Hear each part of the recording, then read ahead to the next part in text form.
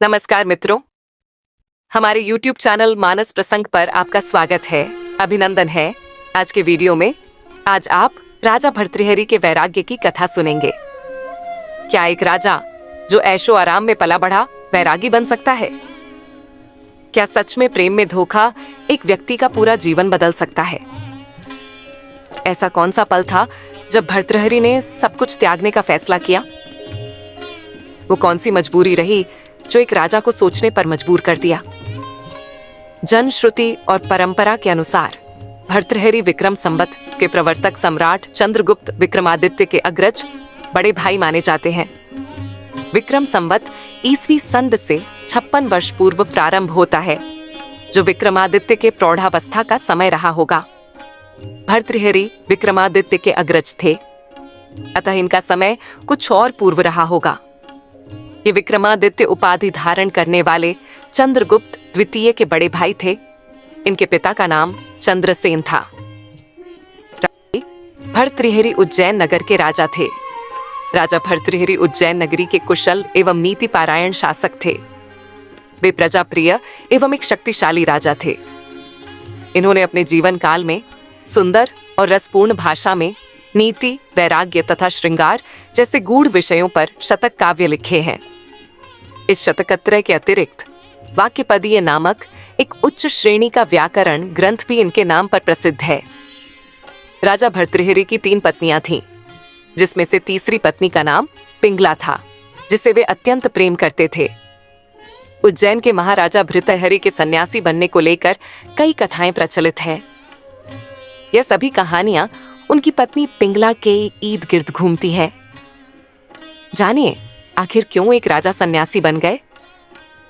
बहुत जल्दी आ रहे हैं आज की कहानी पर कि कैसे एक प्रतापी राजा को प्रेम, विश्वासघात के चक्कर ने आंखें खोल दी और वैराग्य धारण करने के लिए मजबूर कर दिया। क्या होता है जब प्रेम अंधा हो जाता है?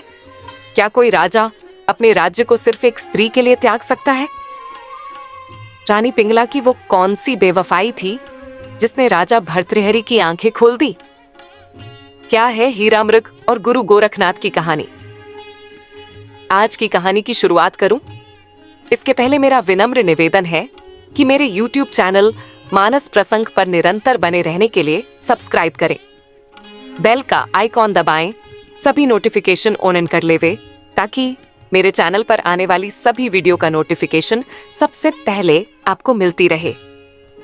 मेरे वीडियो का कोई भी पार्ट देखना मिस मत कीजिएगा, अंत तक बने रहिएगा। और आखिर में कमेंट बॉक्स पर कमेंट कर अपनी प्रतिक्रिया एवं सुझाव अवश्य दीजिएगा। राजा भर्तृहरि की सन्यासी बनने की कहानी में हीरामृग की कहानी की भी अहम भूमिका रही है। रानी पिंगला एवं गोरखनाथ की कहानी के पूर्व हमें हीरामृग की कहानी को समझना ज्यादा जरूरी है। 70 हिरणियों का स्वामी उनका एक ही पति हीरामृग होता है। एक दिन हिरणियों ने विचार किया कि वे धर्मावतारी राजा भर्तृहरि के राज में चली जाएं, जहां वे काले माल में आराम से चरेंगी एंड क्षिप्रा नदी के घाट पर पानी पिएंगी। वहां उनके पतिदेव हीरामृग का कोई शिकार नहीं करेगा, उसे कोई मारेगा भी नहीं। पर उन्हें कहाँ मालूम था कि राजा भर्तृहरि ही उनके पति हीरामृग की जान का दुश्मन बन जाएगा। इधर राजा भर्तृहरि शिकार में जाने के लिए अपने घुड़साल से नौलखा घोड़ा निकालता है। राजा भर्तृहरि की पत्नी पिंगला को आगे पीछे 6 महीने की सारी बातें मालूम होती हैं।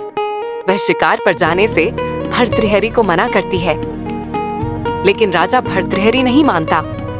रास्ते पर होने वाले सभी अपशकुन का नजरअंदाज करते हुए अपने सैनिकों के साथ क्षिप्रा नदी के तट पर पहुंचकर अपना डेरा डाल देता है। उधर 70 हिरणियां अपने पति हीरामृग के साथ काले माल के जंगल पर सुखमय जीवन गुजार रही होती है।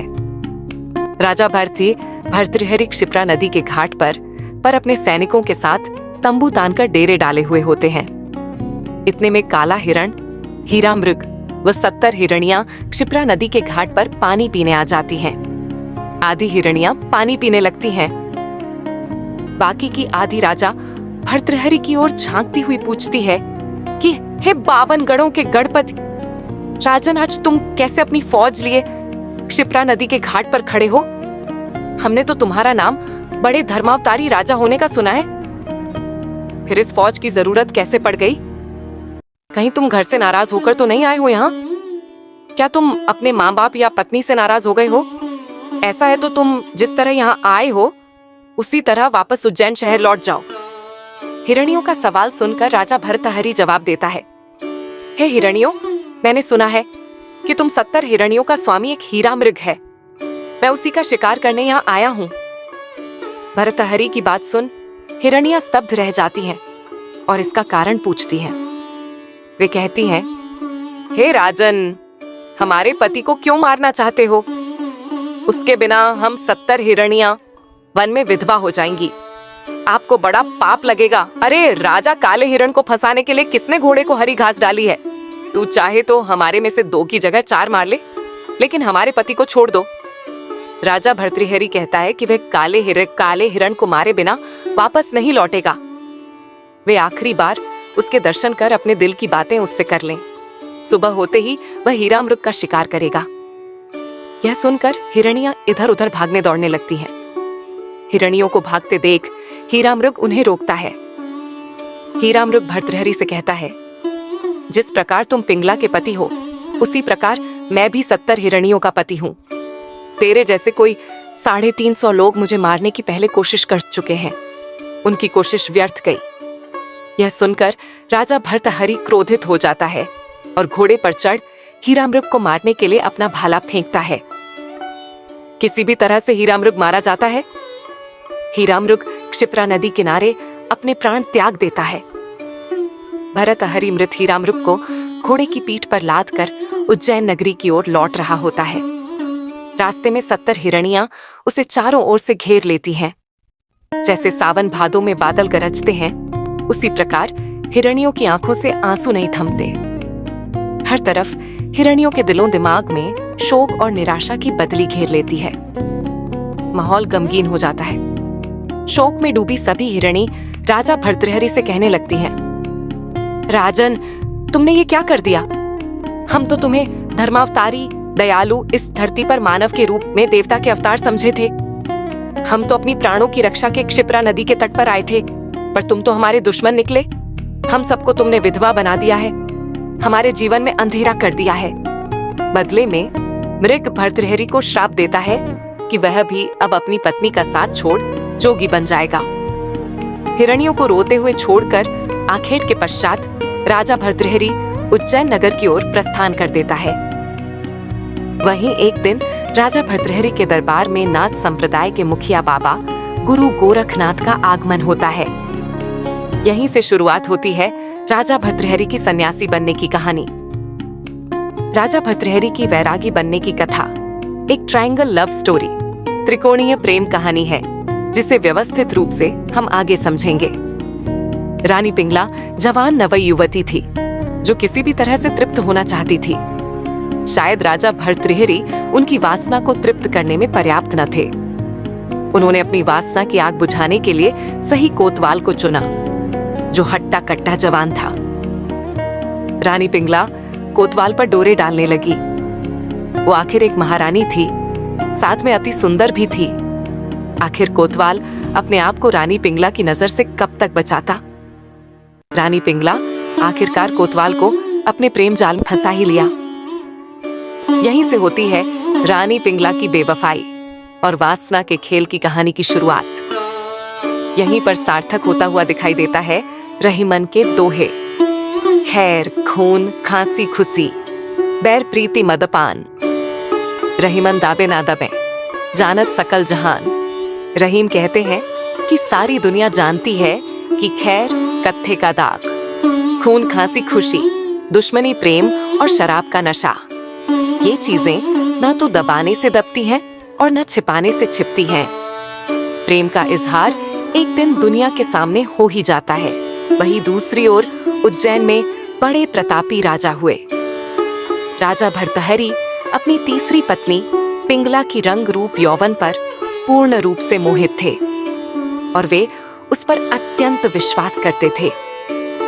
राजा पत्नी मोह में अपने कर्तव्यों को भी भूल चुके थे। उस समय उज्जैन में एक तपस्वी योगी गुरु गोरखनाथ का आगमन होता है। गोरखनाथ के राजा के दरबार में पहुंचने पर भर्तृहरि ने गोरखनाथ का उचित आदर सत्कार किया। इससे तपस्वी गुरु गोरखनाथ अति प्रसन्न हुए। प्रसन्न होकर गोरखनाथ ने राजा एक फल दिया और कहा कि यह खाने से वह सदैव जवान बने रहेंगे, कभी बुढ़ापा नहीं आएगा, सदैव सुंदरता बनी रहेगी। यह चमत्कारी फल देकर गोरखनाथ वहां से चले गए। बाबा गोरखनाथ स्वयं में चमत्कारी थे। उनका दिया हुआ फल भी चमत्कारिक था और उस फल का परिणाम भी कुछ अलग होना था। राजा ने फल लेकर सोचा कि उन्हें जवानी और सुंदरता की क्या आवश्यकता है। चूंकि राजा अपनी तीसरी पत्नी पर अत्यधिक मोहित थे, उन्होंने सोचा कि यदि यह फल पिंगला खा लेगी तो वह सदैव सुंदर और जवान बनी रहेगी। यह सोचकर राजा भर्तृहरि ने पिंगला को वह फल दे दिया। रानी पिंगला भर्तृहरि पर नहीं बल्कि उसके राज्य के कोतवाल पर मोहित थी, जिसकी कथा हम पूर्व में आपको बता चुके हैं। यह बात राजा नहीं जानते थे।